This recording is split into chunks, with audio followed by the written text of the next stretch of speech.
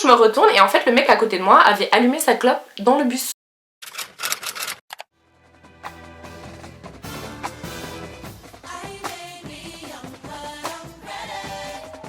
Salut tout le monde, j'espère que vous allez bien. Alors aujourd'hui on se retrouve avec une nouvelle vidéo, donc ça va être une story time. Comme d'habitude n'hésitez pas à vous abonner à ma chaîne YouTube, à mettre la petite cloche pour pouvoir recevoir les notifications de mes vidéos. Suivez-moi du coup sur Instagram et sur TikTok et Twitter, c'est 50 Shades of Holly. Et voilà, c'est parti pour la vidéo. Déjà il faut savoir que cette story time, elle m'est arrivée, comment dire, c'était quand, au mois de janvier il me semble, ouais, janvier, février, un truc comme ça. Pendant la période justement des grèves là qui avait pris énormément d'ampleur et... Enfin vas-y, moi en tout cas je sais que ça m'avait grave pénalisé en ce qui concernait les cours et tout, je pouvais pas me rendre à la fac. Fallait que je prenne 10 000 transports pour aller jusqu'à ma fac. C'était trop la galère. À chaque fois que j'entrais des cours et que j'arrivais chez moi, j'étais épuisée. En fait, je crois que cette journée-là, c'était la journée de l'enfer. Genre, elle a très mal commencé. Et je me suis dit, les journées comme ça finit toujours mal. Déjà dès le début en fait, j'avais cours à 9 ou 10 h. Je me téléphonais un peu plus tôt pour arriver à l'avance parce que je me suis dit, avec les grèves, vaut mieux prévoir, vaut mieux anticiper. Comme ça, s'il y a un peu de retard, je serai quand même à l'heure à mon cours. J'arrive à la fac et tout, j'envoie un message à mes potes, tout ça, qui me disent qu'elles arrivent et tout. Et au moment où j'arrive devant la porte de la salle, je reçois un mail. Et je me dis bizarre et tout, c'est un mail du secrétariat. Donc je regarde le mail. Et on me dit quoi dans le mail? Que mon prof en fait est absent. Ce qui veut dire en fait que j'ai fait un aller jusqu'à la fac pour rien parce que c'était le seul prof que j'avais dans la journée. Du coup j'avais trop les boules. Je suis un peu désolée si la qualité de ma vidéo est claquée, mais comment vous dire, ma ring light vient de me lâcher. Bon du coup ce que je disais tout à l'heure c'est que ouais, cette journée ça a été vraiment une journée de merde tout simplement. Et du coup voilà, j'étais quand même restée à la fac, à la bibliothèque pour pouvoir bosser mes cours, pour pouvoir m'avancer. Et du coup déjà j'arrive à la gare, mon RER était retardé de 20 minutes je crois. Donc j'avais trop le seum, je me dis oh non ça va encore plus retarder mon arrivée chez moi, mais bon c'est pas grave.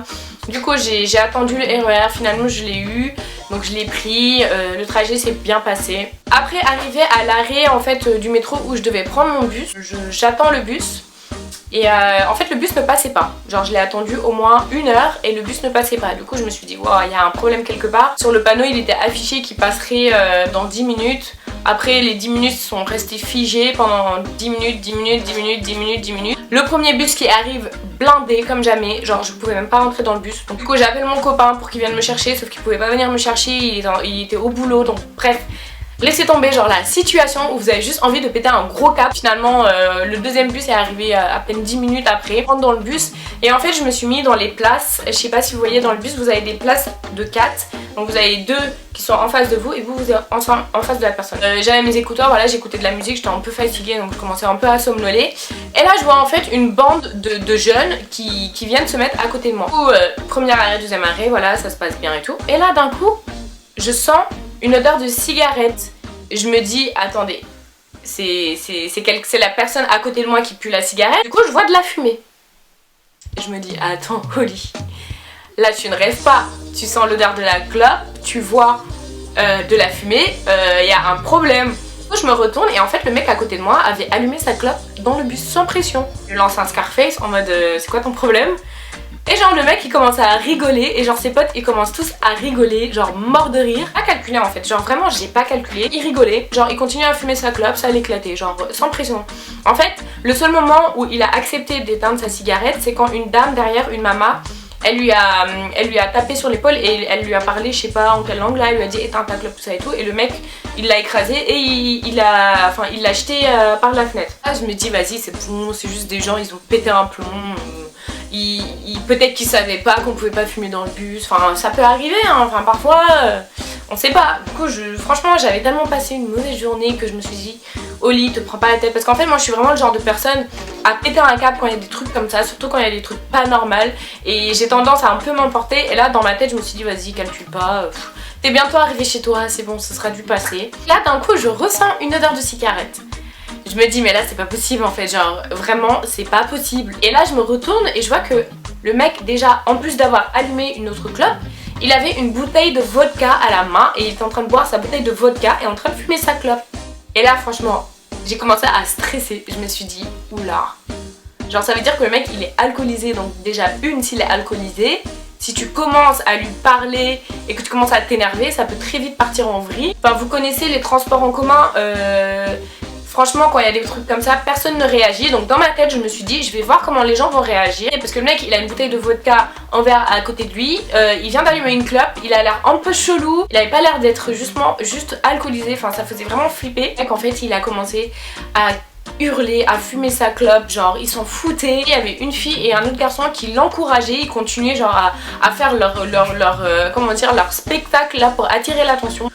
Donc dans ma tête je me suis dit en fait Oli là qu'est-ce que tu vas faire? C'est soit tu te lèves, tu vas rester debout de l'autre côté, soit tu restes là, tu les calcules pas. Et en fait dans ma tête je me suis dit si je me lève, dans tous les cas ça va rien changer parce qu'il n'y a pas de place, je pourrais pas me rasseoir, je suis fatiguée.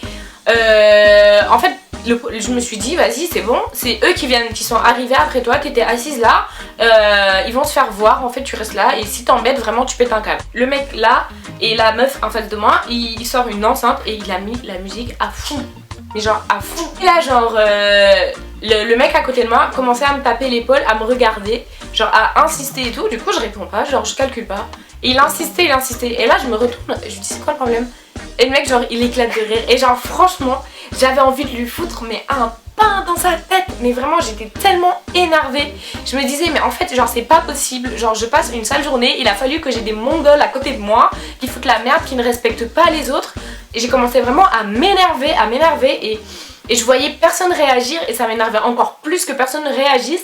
Et je me suis dit vas-y ça sert à rien que tu te foutes dans la merde en fait, parce que si tu réagis et que les autres ils ont une arme ou quelque chose et que voilà tu te fais agresser, personne va réagir, parce que les deux seules personnes qui ont réagi c'était les deux femmes qui étaient assises à côté. Sinon les mecs ils en avaient rien à faire, ils faisaient les aveugles, ils faisaient comme si de rien n'était. Il y avait deux jeunes qui étaient derrière moi, l'autre côté dans les places de bus vous avez des places de 3-4 là qui sont au fond.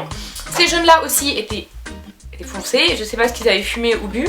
Ils commencent à se lever, t'en as un qui tombe par terre, qui commence à rouler dans le bus, mais j'ai jamais vu ça, un souk le truc, genre j'étais choquée, je me suis dit mais c'est pas possible, qu'est-ce qui se passe? Je suis en train de rêver. L'autre qui le rattrape, il rigole, il commence à tomber sur moi, à tomber sur les autres, les gens qui commencent à pas comprendre ce qui se passe, qui commencent à paniquer, à se dire mais c'est quoi ce bordel?